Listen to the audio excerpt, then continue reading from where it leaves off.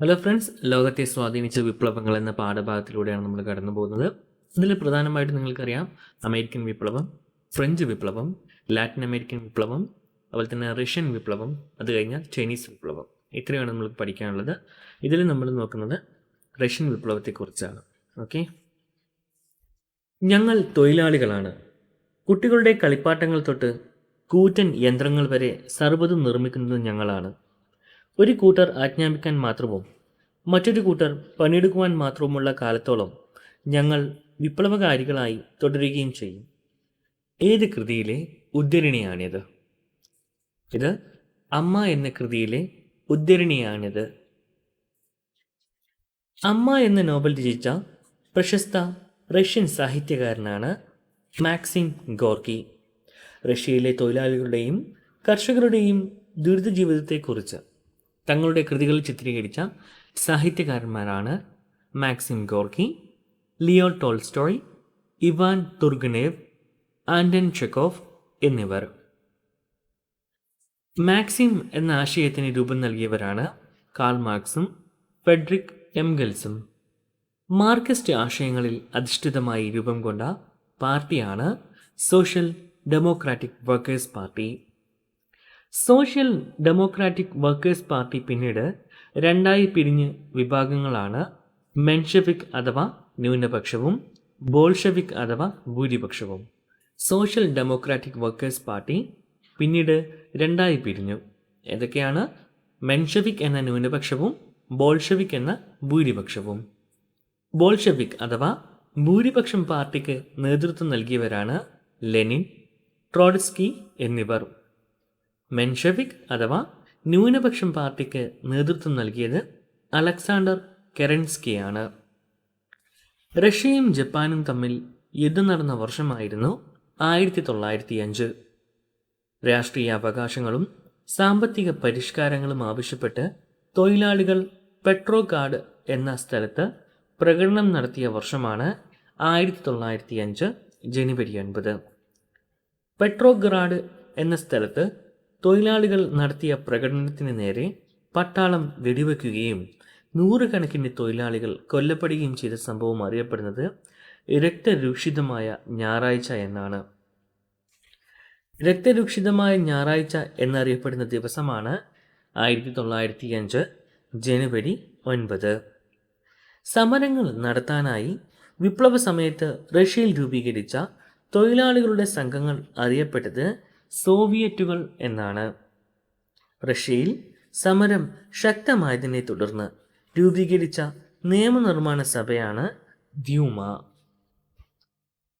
ഒന്നാം ലോക മഹായുദ്ധം ആരംഭിച്ച വർഷമാണ് 1914. ഒന്നാം ലോക മഹായുദ്ധം ആരംഭിച്ചതോടെ ദ്യൂമയുടെ എതിർപ്പിനെ അവഗണിച്ച് യുദ്ധത്തിൽ പങ്കെടുക്കുവാൻ തീരുമാനിച്ച റഷ്യൻ ചക്രവർത്തിയാണ് നിക്കോളാസ് രണ്ടാമൻ. 1914 ഒന്നാം ലോക മഹായുദ്ധം ആരംഭിച്ചതോടെ സാർ ചക്രവർത്തി നിക്കോളാസ് രണ്ടാമൻ യുദ്ധത്തിൽ പങ്കെടുക്കുവാൻ തീരുമാനിച്ചതിൻ്റെ ഫലമായി 1917 ആയപ്പോഴേക്കും ഭക്ഷ്യദൗർബല്യം രൂക്ഷമായി. ഇതിനെ തുടർന്ന് ആയിരക്കണക്കിന് റഷ്യൻ സ്ത്രീകൾ റൊട്ടിക്ക് വേണ്ടി തെരുവ് വീഥികളിൽ പ്രകടനം നടത്തിയത് 1917 മാർച്ച് 8-നാണ്. റഷ്യൻ വിപ്ലവത്തിൻ്റെ ഭാഗമായി നടന്ന ആദ്യ വിപ്ലവങ്ങളിൽ ഒന്നാണ് ഫെബ്രുവരി വിപ്ലവം. ഫെബ്രുവരി വിപ്ലവത്തിൻ്റെ ഭാഗമായി തൊഴിലാളികൾ പ്രതിഷേധ പ്രകടനം നടത്തുകയും പിന്നീട് പിടിച്ചെടുക്കുകയും ചെയ്ത റഷ്യൻ പട്ടണമാണ് പെട്രോഗ്രാഡ്. റഷ്യൻ ജനതയുടെ പ്രതിഷേധത്തിനെ തുടർന്ന് റഷ്യയിലെ ചക്രവർത്തിയായിരുന്ന നിക്കോളാസ് രണ്ടാമൻ സ്ഥാനമൊഴിയുകയും റഷ്യയിൽ മെൻഷെവിക് നേതാവായ അലക്സാണ്ടർ കെറൻസ്കിയുടെ, ഈ മെൻഷെവിക് എന്ന് പറയുന്നത് ന്യൂനപക്ഷമാണ് കേട്ടോ. അപ്പോൾ റഷ്യയിൽ മെൻഷെവിക് നേതാവായ അലക്സാണ്ടർ കെറൻസ്കിയുടെ നേതൃത്വത്തിൽ ഒരു താൽക്കാലിക ഗവൺമെൻറ് നിലവിൽ വരികയും ചെയ്ത സംഭവം അറിയപ്പെടുന്നത് ഫെബ്രുവരി വിപ്ലവം എന്നാണ്. റഷ്യൻ കലണ്ടർ അന്താരാഷ്ട്ര കലണ്ടറിനേക്കാൾ പിറകിലായത് കൊണ്ടാണ് മാർച്ച് മാസം നടന്ന വിപ്ലവം ഫെബ്രുവരി വിപ്ലവം എന്നറിയപ്പെടുന്നത്. റഷ്യയിൽ അലക്സാണ്ടർ കെറൻസ്കിയുടെ നേതൃത്വത്തിൽ വന്ന ഗവൺമെൻറ്റിനെ ശക്തമായി എതിർത്ത ബോൾഷെവിക് പാർട്ടി നേതാവാണ് വ്ളാഡിമിർ ലെനിൻ.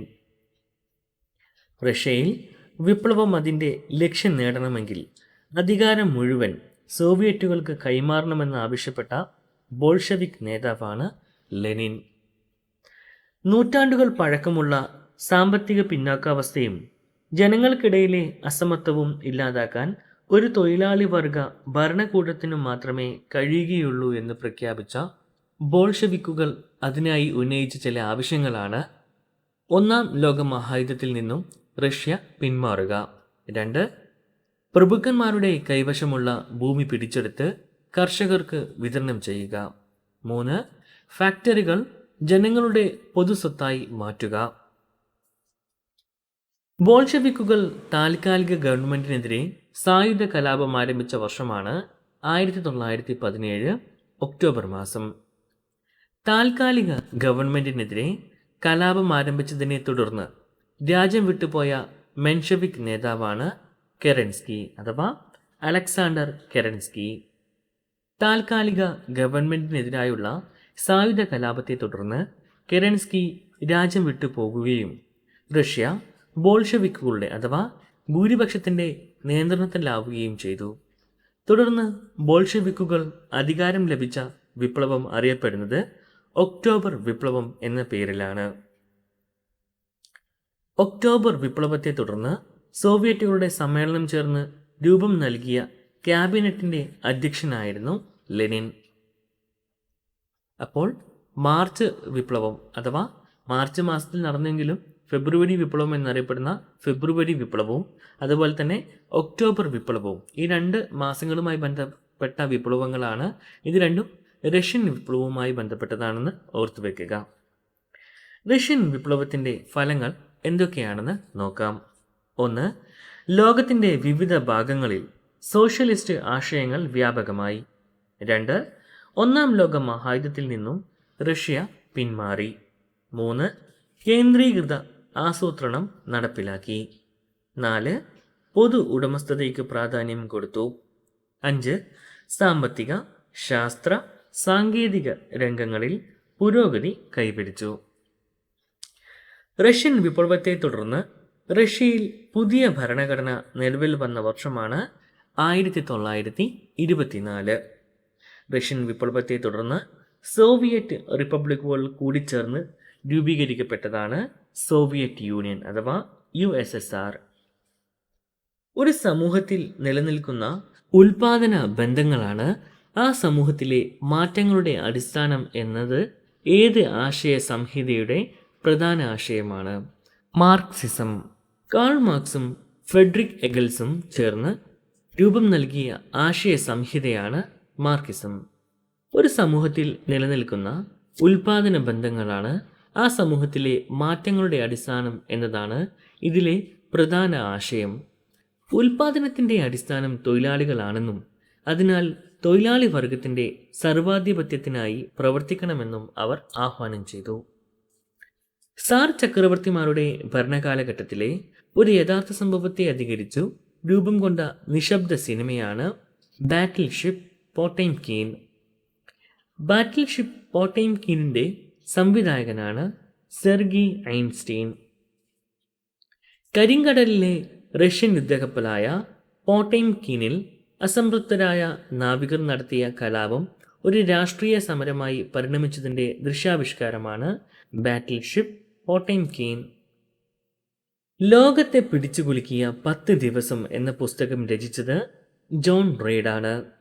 ലോകത്തെ പിടിച്ചുകുലുക്കിയ 10 ദിവസം എന്ന പുസ്തകത്തെ ആധാരമാക്കിയുള്ള ചലച്ചിത്രം സംവിധാനം ചെയ്തത് സെർഗി ഐൻസ്റ്റീൻ ആണ്. അപ്പോൾ ഫ്രണ്ട്സ്, റഷ്യൻ വിപ്ലവവുമായി ബന്ധപ്പെട്ടിട്ടുള്ള പ്രധാന പോയിന്റുകളൊക്കെ നമ്മളിവിടെ നോക്കിയിട്ടുണ്ട്. അപ്പോൾ ഈ വീഡിയോ നിങ്ങൾക്ക് ഇഷ്ടമായ ലൈക്ക് ചെയ്യുക. നിങ്ങളുടെ നിർദ്ദേശങ്ങളും അഭിപ്രായങ്ങളും വിമർശനങ്ങളും താഴെ കമൻറ്റ് ബോക്സിൽ രേഖപ്പെടുത്തുക. കൂടുതൽ വീഡിയോസ് ലഭിക്കുന്നതിനായി ചാനൽ സബ്സ്ക്രൈബ് ചെയ്യുക. താങ്ക്